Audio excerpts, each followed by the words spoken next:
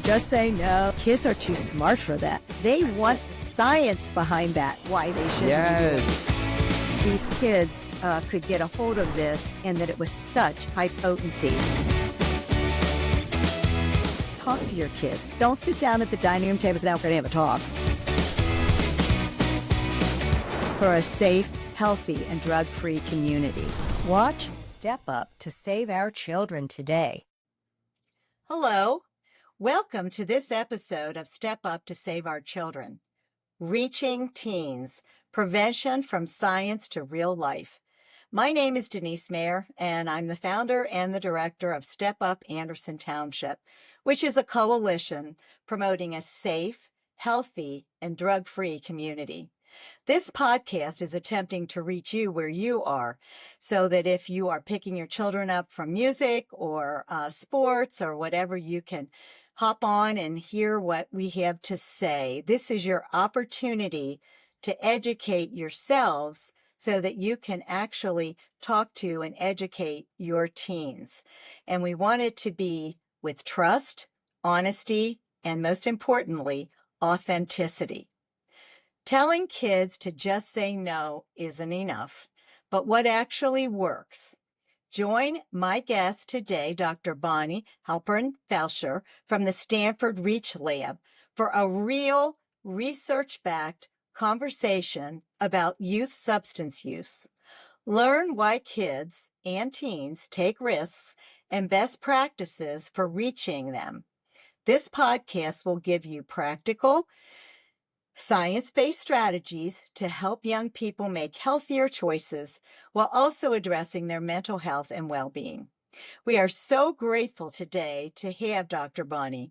So let me share your amazing background before we begin. Dr. Bonnie Halpern-Felsher is the Marin and Mary Elizabeth Kendrick Professor in Pediatrics II in the Division of Adolescent Medicine, Department of Pediatrics at Stanford University. Dr. Bonnie is a developmental psychologist with additional training in adolescent and young adult health. She is the founder and executive director of her Stanford Reach Lab, as well as several nationally and internationally used drug education preventions and interventions. She is the recipient of the 2025 American Lung Association Outstanding Mother Award that recognizes women who balance work and family and make a significant contribution to the mission of the American Lung Association.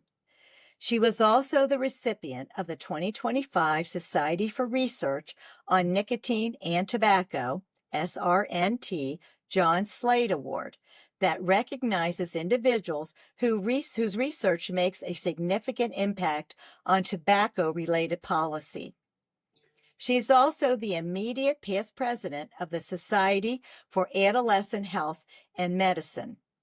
Funded by the NIH and many foundations, her research has focused on understanding and reducing adolescent and young adult tobacco, marijuana, and other drug use. Her research, including over 225 publications, committee and advocacy work, have been instrumental in setting policy at the local, state, and national level. She has served as a consultant to several community-based adolescent health promotion programs, participated in 3 Surgeon General reports, participated in 6 National Academies of Science committees, and has been a member on several national campaigns and committees to understand and reduce adolescent and young adult drug use. She is also a proud parent of her 2 kids, ages 25 and 29. So we are so grateful to have you. I think, Dr. Bonnie, if there's something more to know, I can't imagine that you don't know it. So we are very, very excited to have you. And thank you for being on today.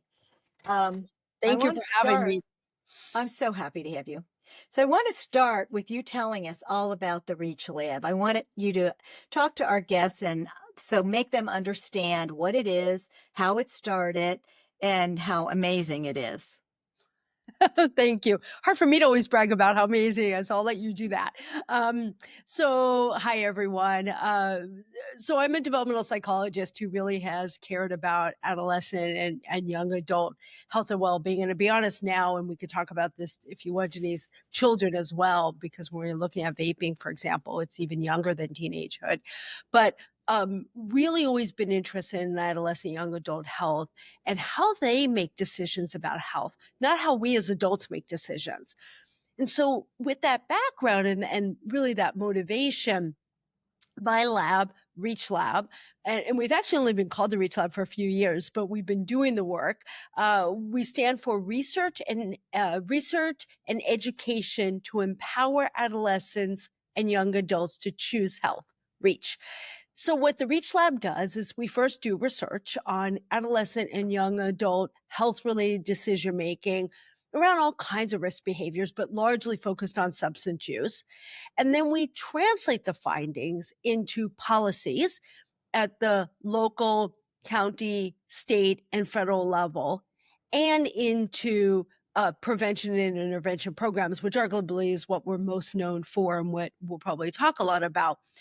And so that's what the Reach Lab is. What's wonderful about my lab that I'm most excited about is not my role, but everyone else in my lab. We have educators who, it's a rare lab that at a university who has about half my lab are educators or have education background. A couple were actually classroom teachers for a while or worked at school-based health centers.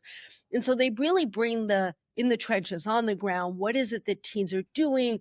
What do we know? What do we not know? What works? What doesn't work? We also have researchers in the lab and postdocs and people who are working with me on the research. We have a public health lawyer, a public health specialist. We have designers who make everything pretty and come to us. And then we're also backed by or really supported by an adolescent medicine physician and a psychiatrist who specializes in addiction and addiction prevention and intervention. And then we also have about 40 adolescents and young adults who are part of our Stanford Reach Lab YAB, our Youth Action Board. And they are the ones who say, oh, Dr. Bonnie, that's so yesterday. That's not what's happening. Today we're worrying about something else. They're the ones who really work with us. And honestly, they help us in everything that we do. They actually conduct research with us. They're publishing with us. They are really working on curriculums. They come testify with me in various state and federal and local policies and so on. So that's what the Reach Lab does. And we've been, like I said, the Reach name is more recent, but I've been a professor and had a lab doing this work for, I used to say 20, 25 years. I have to admit it's closer to 30 now.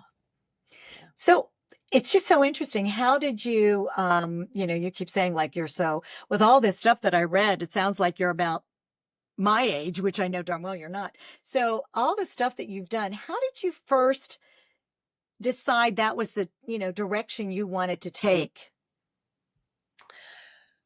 Yeah, wow. It actually starts back to when I was about 13, to be honest. I knew I wanted to do something in psychology. I'm first in my family to go to college, first Wow. in my family to grow up poor, actually was homeless for a little while. So had a tough background for a little while. And my brother, who's 5 years older, who did not barely finish high school, did not go to college, was the one who said, you're going to make it, Bonnie. You're going to be able to do what you want to do. And I was thinking about psychology when I was about 13. Didn't really know what that meant or what it entailed, but I knew I wanted to, quote, help people and help my friends. And a lot of my friends at the time were using drugs, drinking a lot. And I remember sitting in the steps of our high school and literally people would come up to me and say, can I talk to you, Bonnie? It was almost like I was holding office hours or holding clinical sessions. And it became very important to me. I remember when I was in middle school going into a bathroom and then Quaaludes. Ludes were very popular and a couple of my, not friends, but peers were passed out on the ground in the bathroom and things like that. So it's been important. Like I said, I've done other areas, risky sexual behavior, teen driving, healthy decisions, all that. But if you think about it, when you're talking about substances, and particularly something like tobacco, there is no safe use. We hope teens develop into a healthy sexual relationship. I'm not going to go into the politics or what age or whatever, but that is a normal developmental piece. Even alcohol use, and you can have your debates on when and how much and all that, but even that, most people would say glass of wine, half a glass of wine at dinner as an adult, under safe circumstances.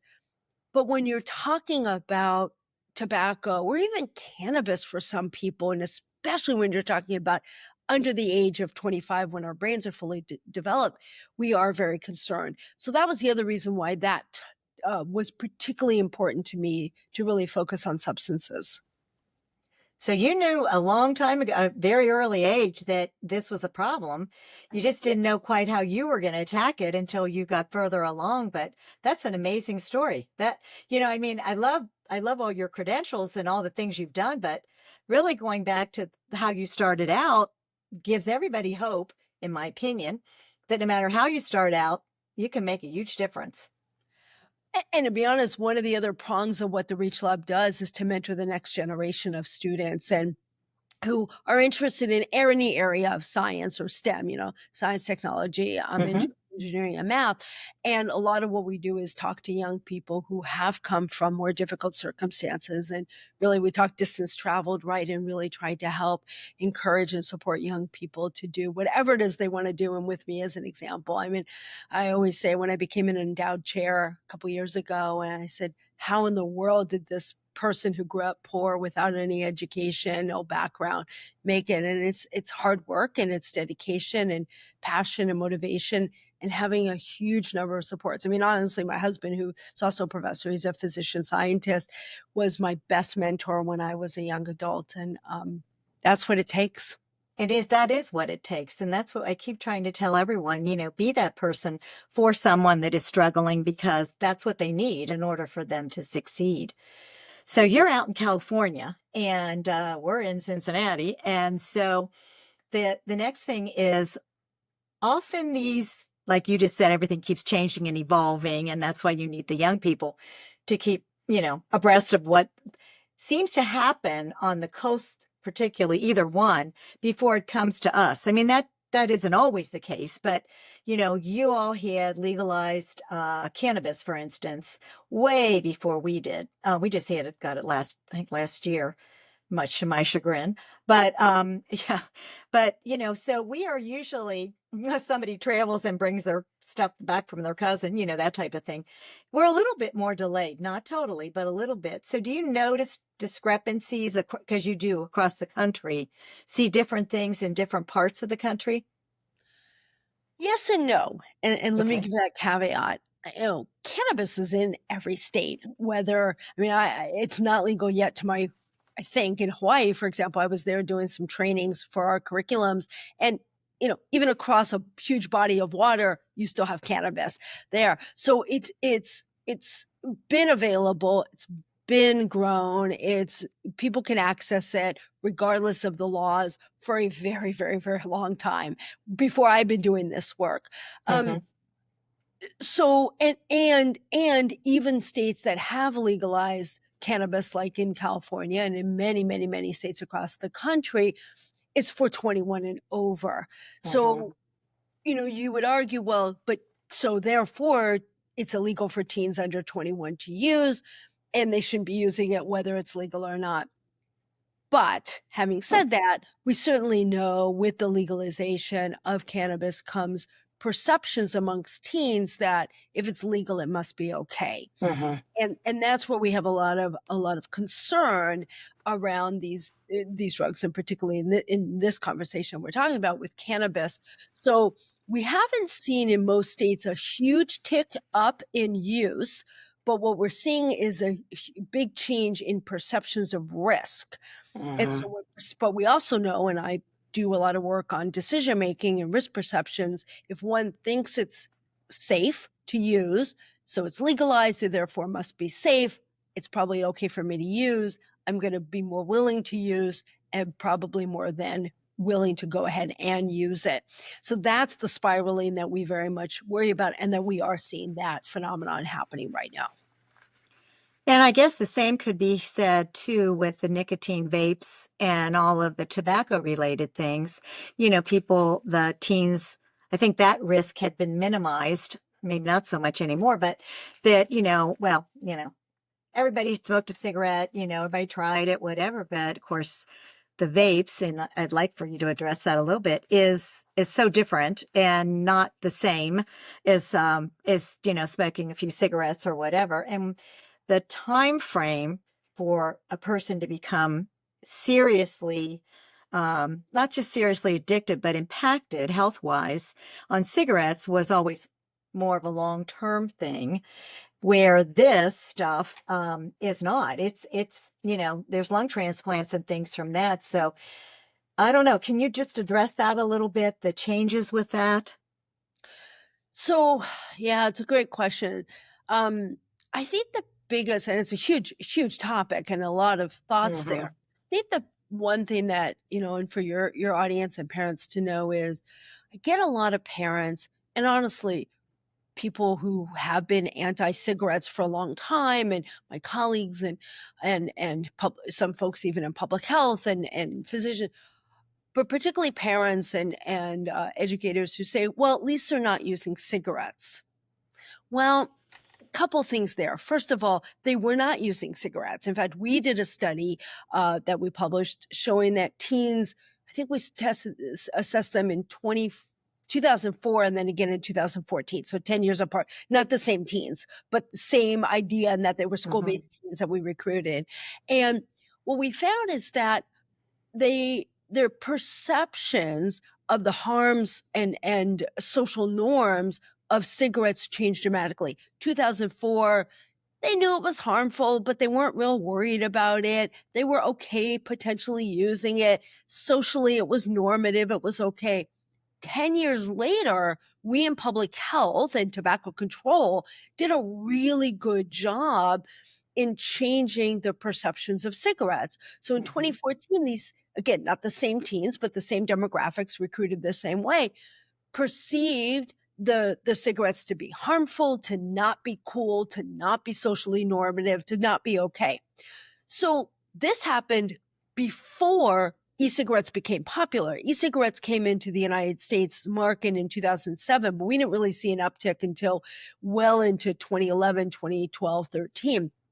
So this change was happening way before. And if you look at the national data, cigarette use was going down Hmm. way before e-cigarettes came on the market and became popular.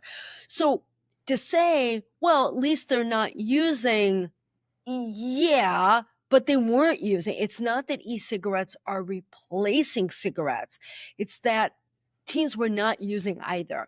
And Hmm. what I often say is, and a friend of mine, really, I stole this quote from him, but you can, well, actually, my own way of thinking about it is more to say, well, it's not cigarettes versus e-cigarettes, it's cigarettes versus air.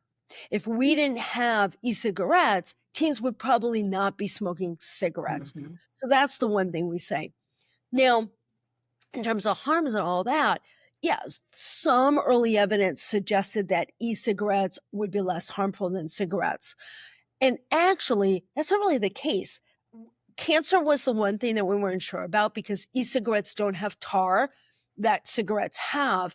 But you're right, lung damage, the fact that current e-cigarettes have as much nicotine as multiple packs of cigarettes in one pod of Hmm. e-cigarettes or one vaping device, they're way more harmful in terms of our brains and our brain development and the nicotine levels and the type of nicotine that started really since Juul 2015 is the salt-based nicotine. So it's less harsh, less caustic. People describe it as less throat hit, less strong feelings in the back of the throat than the older e-cigarettes and then cigarettes. So teens now and young adults who are using e-cigarettes describe them as smooth and of course all the flavors, and it's easier for them to use and arguably easier for them to become addicted. And so, and by the way, cancer, I was just reading on this the other day. There's more in articles now, more in mouse models, but even in some chemicals that are in there that are suggesting with the aldehydes and the flavorants that we might be seeing cancer in these e-cigarettes as well. So as again, this is the quote that I did steal. One of my friends said, "Well, you're either basically you're either going to jump from a 10-story building or a 15-story building. The effect's still the same." And Yeah. so it's a hard one. And and the final thing I want to say is final for my ranting, and then please ask more questions. But people also accuse me of saying, because I'm anti e-cigarettes, that I want to continue to have adults smoke cigarettes and that I'm continuing to perpetuate almost 500,000 people dying every year. That is not at all true. There's nothing further from the truth. And the Right. truth is, if we can stop teens from using, we don't have as many adults using either. And that cigarettes, e-cigarettes, pouches, whatever it is. But there's not good evidence that e-cigarettes help adults quit smoking cigarettes No. at the population level. Randomized control trials where I can monitor you and I'm giving you the attention and the support, sure, but not as consumers just buying them off the shelf and in the markets. And so we're having many, many fewer people quit cigarettes through e-cigarettes than we're having kids, teenager, elementary kids starting to use e-cigarettes. And that's the part that I'm most concerned about. So I really wish e-cigarettes could be helpful to help adults quit. I do want adults to quit, but I'm worried about the kids and I'm worried about brains, hearts, lungs, and our next generation. 100%. And I think the perception of harm, because of what you just talked about, the fact that, they promoted this for adults to, taper off from cigarettes and that type of thing. Kids are smart. And so they hear that and they think, well, couldn't be bad. I mean, they're offering it to adults, as a lesser of the tobacco. And the same with the cannabis. It's, oh, well, grandma smoked those joints at Woodstock, so I'm sure that they're fine. It's the messages we send are so confusing to kids. No wonder they have such a hard time discerning. Absolutely. Absolutely. The messages are. And early on, we published a paper, and this was 2014, 2015, maybe a little earlier, I can't remember, but where teens said, if you, and the you wasn't me or you, Denise, but people don't talk to us about anything, fill in the blank, we assume it's okay.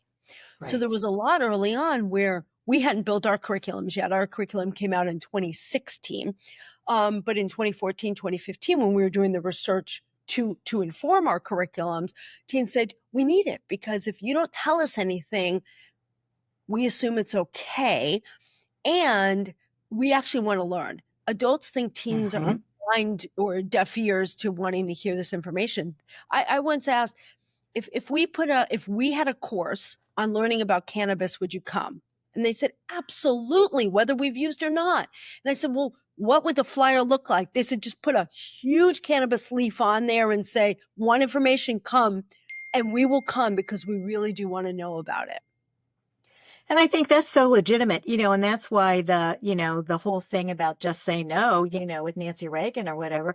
I mean, that just really doesn't respect that the teenagers, kids, even younger, they want to know, they want to know about Santa Claus. They want to know whatever it is, but they have inquisitive minds and, just to tell them, well, just don't do that. I mean, that makes no sense. It absolutely makes no sense. And if I may, to elaborate on that, Please. It makes no sense from a few perspectives. First, you're right. Teens are curious. And and that doesn't mean we encourage that curiosity, but they are curious. And if all we do is just say NO, which my lab likes to say, just say KNOW. Right. Let's give them knowledge. If you just say no, NO, we're not arming them with the knowledge and the information to either say no and understand why, to come up with refusal skills, or if they are using, to use safely. So my lab really believes in harm reduction. I want to make clear, harm reduction is not e-cigarettes versus cigarettes. Harm reduction is use in a safe space, don't use while driving. And this is not e-cigarettes, any drugs, don't use while driving. Don't, dose and dosage we talk about of using, and this is for any substance, use the amount that's recommended, don't go beyond. Don't use alone. With fentanyl, for example, please don't use alone because there's nobody to save you. Have naloxone. There's so many if you're using cannabis. Obviously, the message, by the way, in harm reduction and in my REACH lab, harm reduction is don't use first, right? The best way to reduce your harm is not to use at all. Mm-hmm. But teens are using, teens are faced with using, teens' friends are using. So how do we help them either use safer, cut back, quit? And again, if they are using, how do we help them be safe? Because my preference and my mission is to keep them safe and alive. So we talk a lot about those harm reductions. If you are using cannabis, can we get you to quit? Can we get you to cut back? Maybe you're not using 20% THC, maybe you're using 5% THC, maybe not every day or while you're having an exam, maybe just on a Saturday.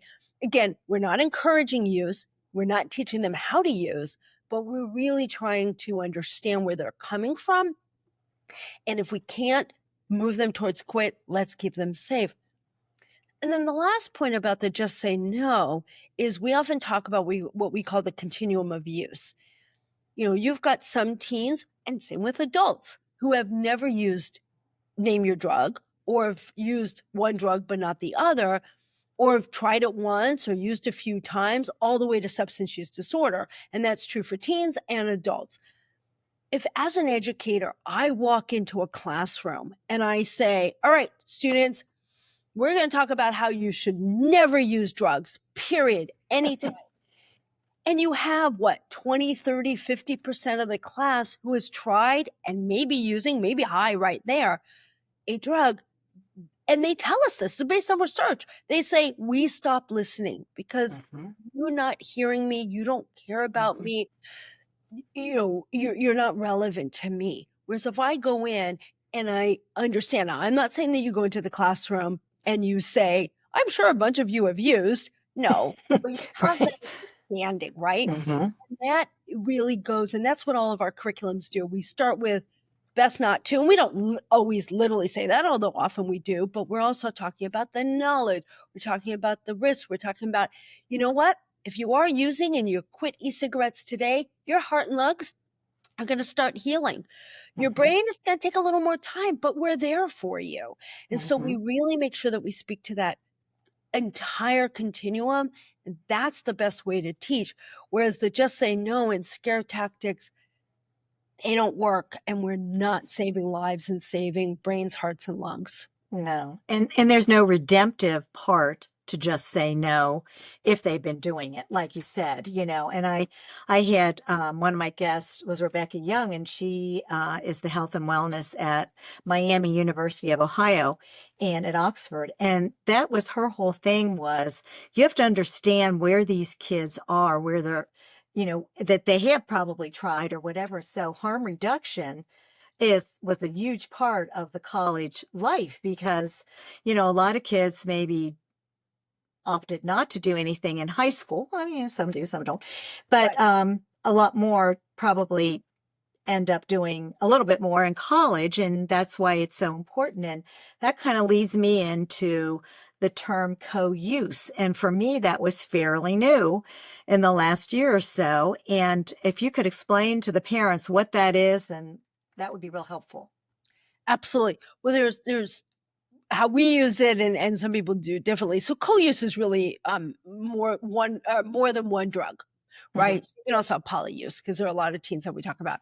Typically now, co-use means cannabis and tobacco of some sort. And I'm going to use tobacco and nicotine interchangeably. I know a lot of people say it's nicotine, there's no tobacco. Most nicotine is derived from the tobacco plant. Not all. We do have synthetic nicotine, but even the Food and Drug Administration considers nicotine to fall under their regulation under tobacco. So generally it's some form of tobacco and some form of cannabis. Now co-use, and for parents this is important, we don't have a perfect definition, or we muddle our definitions. Co-use can mean somebody who has, at some point in their life or over the last 30 days is typically how we measure it, used tobacco at some point and used cannabis at some point. More typically, we're talking about them used simultaneously or proximally to each other. So proximal could be, I smoked a joint and a few minutes later, I then take a hit on my e-cigarette. And the idea is, it's called chasing. It enhances the high, right? If you do that, because the nicotine is the stimulant and it kind of enhances that high that you would have from the cannabis, as well as the buzz from the nicotine. So we see a lot of young people are using them within the same hour, within the same few minutes. We also get co-use, meaning literally simultaneous. So blunts. And a lot of parents don't know what blunts are. Blunts are cigars where somebody took out the tobacco, somebody, often the person using, takes out the tobacco and adds cannabis flower. Or you can buy a cigar wrapper and then wrap the cannabis in there.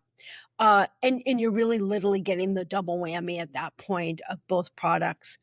Or e-cigarettes. Now you can buy cannabis vapes and dab pens, which is highly concentrated cannabis, 80% THC, very scary there. But a lot of teens have told me, hey, Dr. Bonnie, I got my Juul or Views or some other nicotine vape, and I inhaled about half of it, and then I opened it up, which you should not do. There's chemicals in there, and you shouldn't be touching them with bare hands. But I opened it up, and then I added in my cannabis oil. And one young man said to me, and then I had my, cherry flavored cannabis vape, and he was all excited about it. And so we're getting a lot of young people who are literally simultaneously using these. And honestly, co-use is more common than single use of one drug or the other. And we published a study showing that teens and adults start with nicotine or tobacco, generally e-cigarettes, and then move towards cannabis and co-use within about a year or two. Obviously, some immediately, but some a little bit more. So I often say to parents, educators, healthcare providers, you name it, if you're going to ask questions like, do you vape? Although ideally you don't straight out ask that, you're not going to get an honest answer. But in terms of in this example, the question is, vape what? Or do you smoke? Smoke what?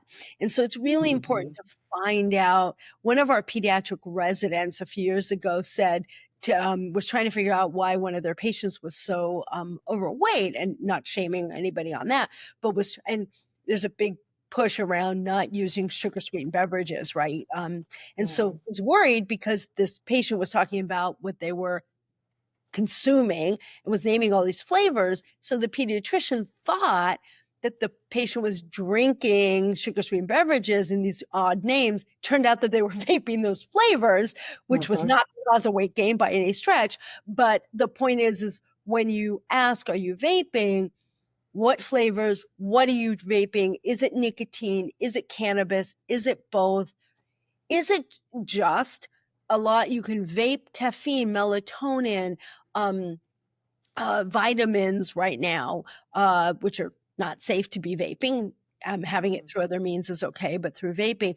And so it's really important as parents, as healthcare providers, as educators, as concerned citizens, that we really have the conversation and try to really understand what young people are using, because that's important. And it makes a difference how we treat as well. And I think that opens up another whole conversation about talking to our kids. When I first started this coalition, I have no intention of telling you how to do your children, but to provide the information that the parent can take back then, and that it's honest, evidence-based, you're just not making something up, that it's authentic, and that you're authentic, I think is absolutely so important. And, I've done a lot of things on communication from parents to their kids, and one of my things is, don't say you're going to sit down and have a big talk at the dining room table. That doesn't work. It has to be a lot of little conversations, but more trying to get what they think more than what you think, and see how much of it, is correct and how much of it is completely a myth. And I think our parents today, without judging, are so busy and they get their information from their phones, and some of that's correct and a lot of that's not, and so that's why this kind of conversation, I think, to let people know what is true, what you found research wise, just makes so much sense to me. I mean, what kind of advice do you give parents when you're doing these things? Well, first of all, I 100% agree with what you said, and we think very similarly. So one of the things in no particular order, but one thing that I would recommend for the parents listening to this podcast is, first of all, you might be listening to it with your children, which is fabulous. Mm-hmm. But if you're not, or even if you are, what I often say is, "Hey, I just listened to a podcast about substances. I was hearing about cannabis, fentanyl, nicotine e-cigarettes, pouches, all kinds of drugs. What do you know about that? Can we have a Mm-hmm. conversation about it? Can we look up the information together?" You can go to NIH, National Institute of Health, our Reach Lab. It's just stanfordreachlab.com. I think it is. You think I know I that? think, yeah. Stanford Reach Lab. You can Google it. And by the way, I'm not selling anything. Everything that we have, believe it or not, on our website is completely free. All of our curriculums, all of our resources, you can download them very easily, use them for educators or clinicians, print them, print our posters, put them around your offices, the schools, etc. We just ask that you keep our logos on there and make sure Mm-hmm. it's Mm-hmm. in Reach Lab. That's our only requirement. We don't want you to change it or act like you created it. But I always say to parents, go to the website. Hey, Mm-hmm. I learned about this. Can we look up together?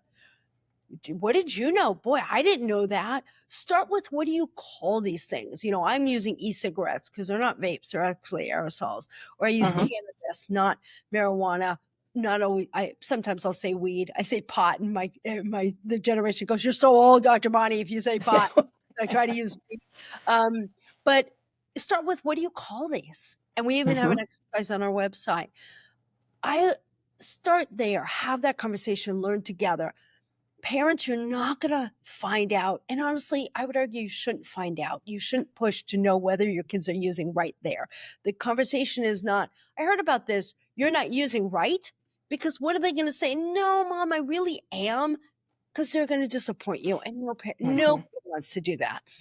No, never. No, you don't want to do that. So we say it's not a confrontation, it's not a lecture, it's a conversation. Right. Right. So having that conversation, you may not, I love saying a lot of little conversations. You may not find out today or tomorrow if your teen is using. You might not find out if your teen's not using right Mm-hmm. away. It's just a conversation, safe space.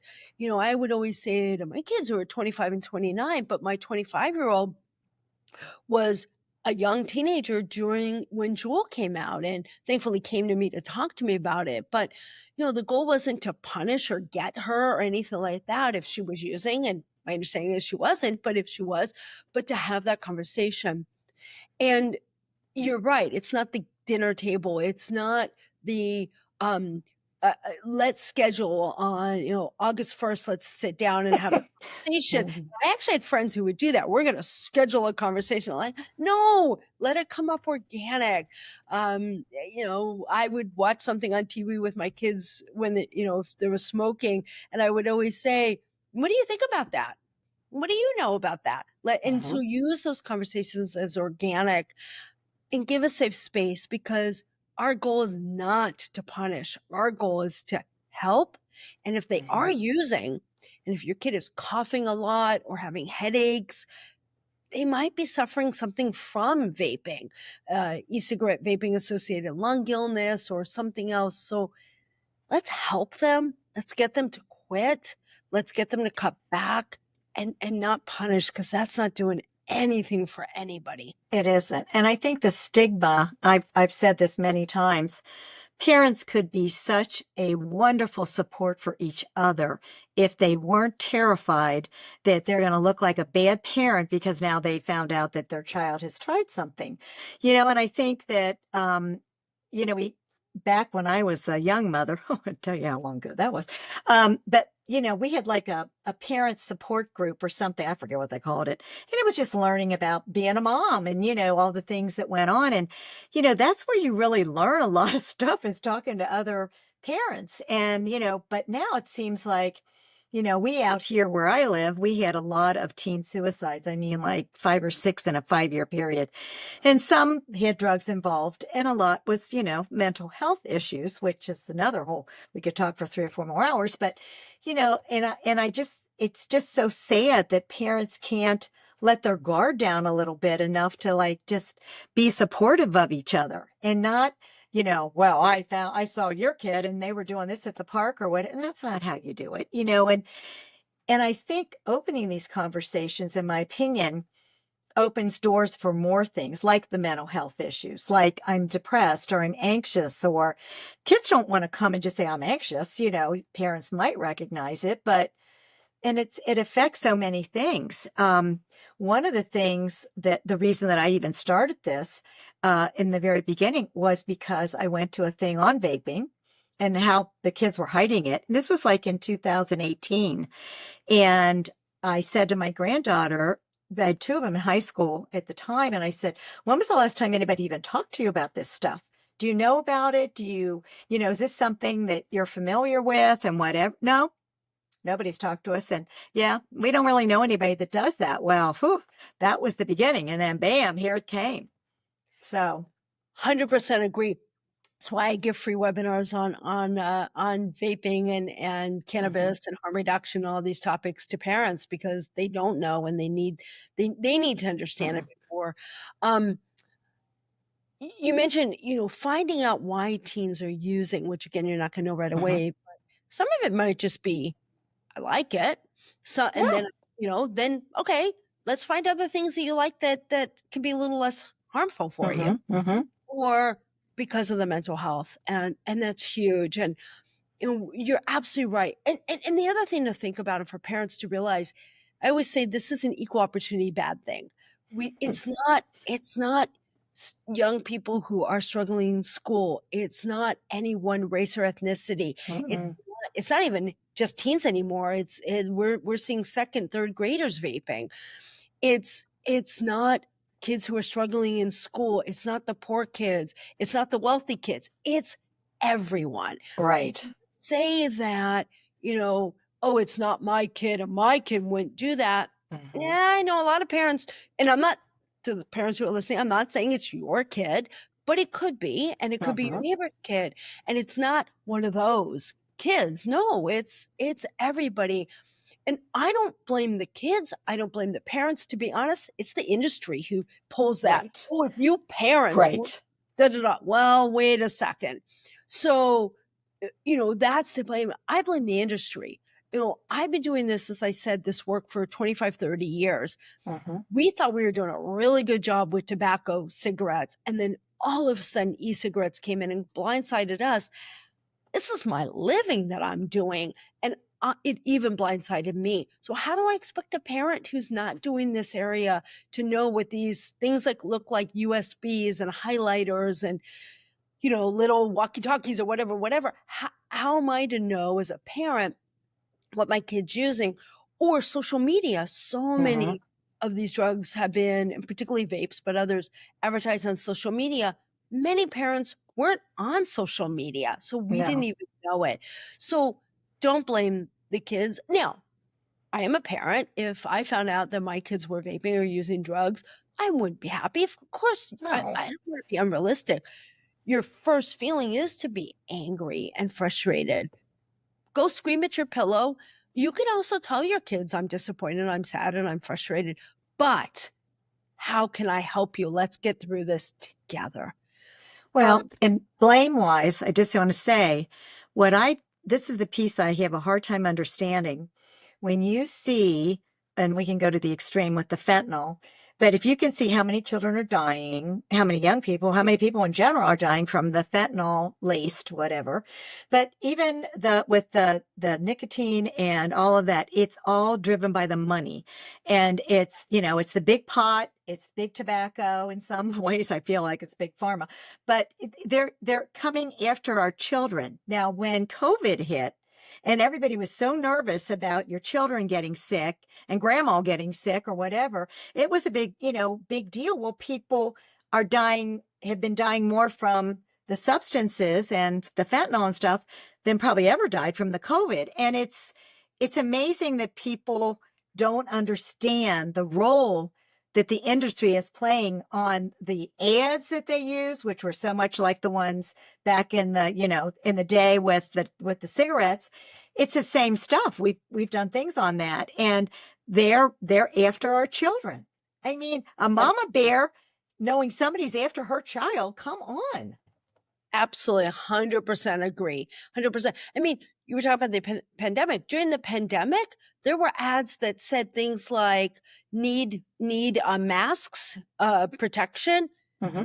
buy one vape and get 2 free masks. Yeah. Right? At a time when Yeah.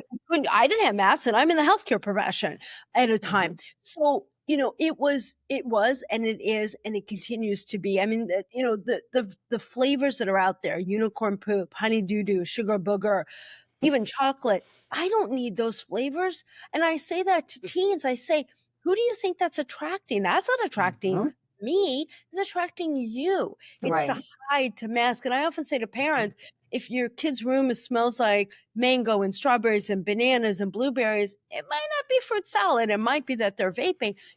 That's not by accident that that's happening. It's not by accident that you could vape into your watch or, into your hoodies and things like that. So a lot of concern there. And we talk a lot about not blaming and not shaming. And that's whether Mhm. it's substance use, whether it's mental health, whether it's both, and for parents too. I 100% agree with you. Let's work together and support each other and support our young people, especially now. It's just been so stressful for young people and for adults. Um, Mhm. and they're blindsided. So totally agree.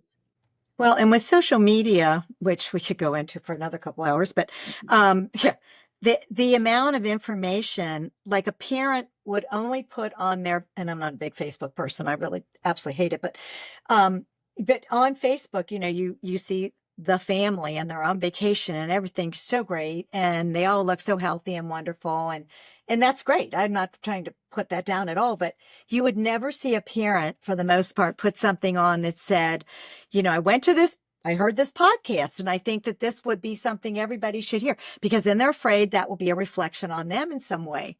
But you're right with Point. your stuff on on the Reach Lab, on your website. You have the most amazing handouts, flyers, things that could be shared. And I do share them once I asked you if it was okay.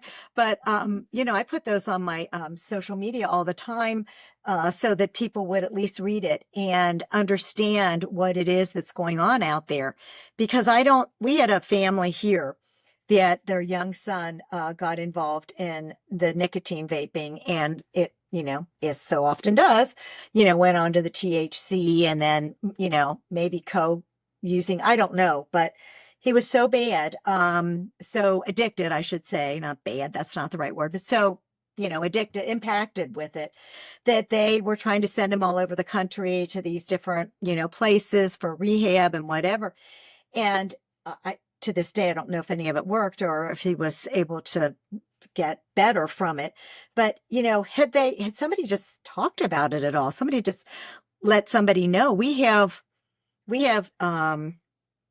dispensaries now, because we're just legal here for the cannabis, but we also have had a lot of the vape shops, and out our main drag, we must have probably 6 to 10 vape shops, but also the gas stations all have it, because I've done, environmental studies where I go in with my clipboard and start writing it all, and they all like freak out like I've got any authority. But it's just amazing to me that as a society we've put up with this, and said, oh, this is okay.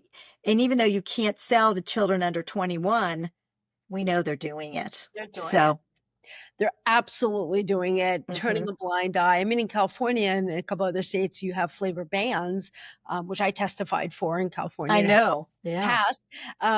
But we know that young people are still getting them because they're going to, and some secret passcode they have where the retailers will give it to them from behind the counter, or they get it from another state, or whatever it is. It's not hard for people to be able to get.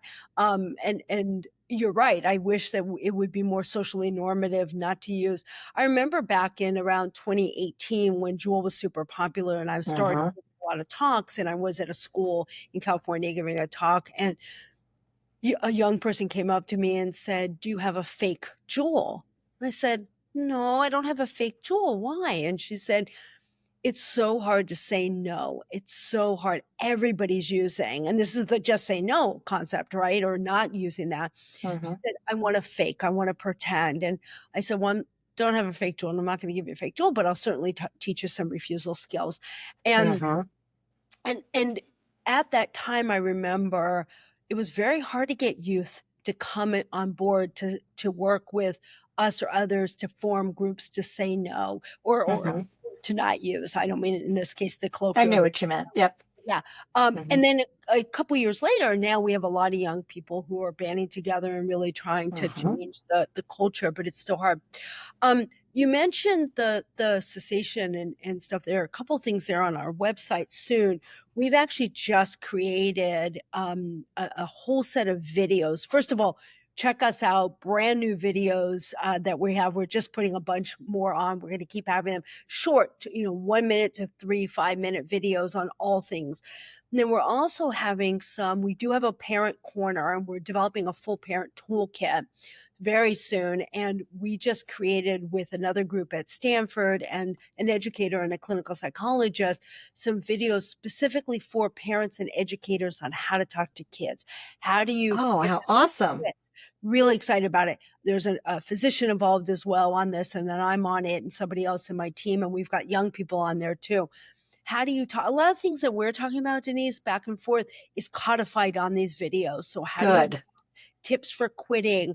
How do you sit down and have a conversation with your children? Some role playing that's going on there. It's a little more towards educators, but parents can use this. So that'll be up sometime in August, hopefully on the That's next so exciting. week. So please come back. I will. Welcome to email me and come on our newsletter, sign up for our newsletter, follow us on social media. We're always pushing out new information, new resources, new curriculums. We have cessation curriculums now. Tips for quitting are on there because cessation, particularly for cannabis and tobacco, nicotine, is really hard. It's incredible. It is really hard. We don't have a magic bullet. And so we've got a lot of tips on there for parents, for young people, for healthcare providers. So please check it out. Again, it's all free and it's all right. I absolutely will. And the way that I found you was from Operation Parent. And Operation Parent, I have been pushing them for years, that I keep saying how awesome the job they do with the people they bring on. And that's where I originally had heard you. And I'm like, I got to get her on a podcast. There's so much good information. I want my parents, my audience, whoever's listening, to be able to get to that and figure it out. And you're 100% right on everything you said, but also on the cannabis, that was legalized in Colorado around the same time, I guess, as I think even before California. Even before. And so I had connected with Laura Stack, and that's another one with, Johnny's ambassadors, and became actually an ambassador, a trainer, I guess. Yes, I'm a trainer, whatever. And because there's so much to that we had no idea here in Ohio. So these resources parents don't know about. They don't. And that's why I hope it's my job, anybody's job, to get it out there and make sure that they do. So I could take your videos and even put them up on things. And okay, this is amazing. We encourage you. We encourage everybody who's listening to please do that. Share all of our materials. Let us know. We also do free trainings for educators to use our curriculums, for healthcare providers, anybody out there. we joke that the reach of the Reach Lab is real. We've reached Mm-hmm. 4.5 million students. And in fact, we now have versions of our curriculums that we've altered in other states and in other countries to be able to use. Now that we do have to charge for if we're going to do Well, sure. Yeah. a specific one, or if we're going to train Right. everybody in your state, then we do. But one training or just coming and giving a talk or just being able to use the curriculums, they're there, they're available for you. And we really do want people to use them. So how do you, this last question, I know we're coming up on a hard stop, but how do you, my hardest thing out here where I live is getting the schools on board. It's like one more thing. They don't want to take anything else on. You have to get a teacher or a counselor to say they would do it or whatever. What is your best approach for that? Honestly, schools right now are coming to us. And this is the Good. time of year, to be honest, where because school's just starting, we're probably getting 4, 5, 6 emails a day from schools wanting to use our curriculums, asking for permission. My favorite is, can you hand me the toolkit? I'm like, no, it's not. I don't hand it to you. It's on the website. Yeah. But we do outreach. I actually have a director of outreach and community partnerships in my lab, and we go to conferences. And honestly, they're free. They're easy to use. They're very plug and play. We let you choose how you want to use them. Obviously, we prefer you use all 5 lessons, for example, and do them in order, but we know that's not always realistic. So by working with the schools, that's very helpful. By training, most schools, particularly high school, do have at least a semester of health ed. So we Yes. suggest there. Mm-hmm. Schools don't have that. Elementary and middle school don't always have health ed. Maybe they have I think it's Red Ribbon Week, right? A week of this. You can fit it into a week. We even will help work with you to say, all right, you don't have 5 classrooms in a week in health ed. How about in a couple of days, you have the math class talking about the costs. You have the environmental or science class talking about the science side. You have the health class talking about the health side. We can also help you break it up. We have a whole mental health section in there. We have environmental, and we have the marketing. We have a whole marketing lesson. So we work with schools, but it hasn't been a hard sell. They're free, but sell more. We've had people come. I don't know. People ask me, how do you have such reach? I pinch myself. Must have little elves out there knocking on doors for us. I don't know how, but I think, to be cliche, you build it, they will come. I think people trust. It is evidence-based. Everything we have is evidence-based. And I think people just have heard about it and trust it. Well, But hopefully we'll out. just keep spreading the word. And I hope, that this little podcast will do some of that. That's all I can ask. And, but I can't thank you enough for being on today and sharing about not only the Reach Lab, but your background. I mean, you're just an amazing person. I just so excited to have met you and to talk to you. And, hopefully I will talk to you again. I mean, we'll see, but thank you. Thank you so much for being on today. And hopefully our parents will, tune in and maybe get to the Reach Lab. I'm going to start pushing some of your stuff on my social media. We also have a newsletter, and I'm going to put a bunch of it in there as well, and see what we can do down here in Cincinnati. So appreciate it. Thank you very much for having me. Thank you. You have a great rest of your day. You've got a lot of day left because you're on Pacific time. Yep. Thanks, Bonnie. I appreciate it. Bye now. Thank you. Thank you so much, Dr. Bonnie, for sharing this amazing information and for all the wonderful work you've done to save our children. Thank you, audience, for listening. You can see these podcasts on YouTube on our channel, Step Up to Save Our Children, and on social media, including Facebook, Instagram, X, and LinkedIn. But you can also go to our website, which is www.stepupanderson.org. And listen also on Spotify. But please share and most importantly, subscribe and follow us so that we can reach more parents to save our children. Thank you so much.